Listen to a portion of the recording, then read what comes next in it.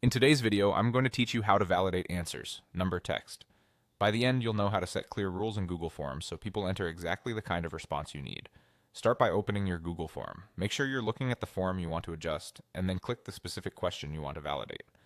Response validation is applied one question at a time, so you'll repeat these steps for each question that needs rules. Look for the three dots in the bottom right corner of that question. This small menu is where extra options live. Click it and choose response validation. You'll see new fields appear beneath the question where you can define the rules and the message people see if they don't meet them. Next, choose the type of validation. If your question expects a number, pick number. You can set conditions like greater than, less than, equal to, or between two values.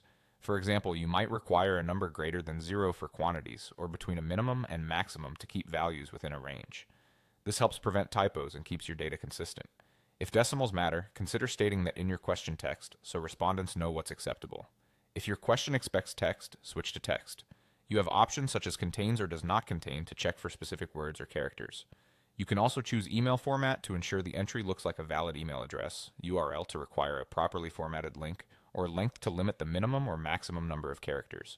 These settings are great for catching incomplete entries, enforcing short or long answers, or ensuring people share information in a specific format. After selecting your rule, enter the exact criteria. For a number between two values, provide both the minimum and the maximum. For text rules, add the keyword, domain, or length you want to enforce. Then write a custom error message. Keep it clear and helpful, like enter a number between 1 and 100, or please provide a valid email address. This message appears right under the question if the response doesn't match your rule. Once validation is in place, the form won't allow submission until the answer meets the rules. Respondents will see an inline warning and can fix their entry immediately. That's it. Repeat these steps for any other questions you want to control.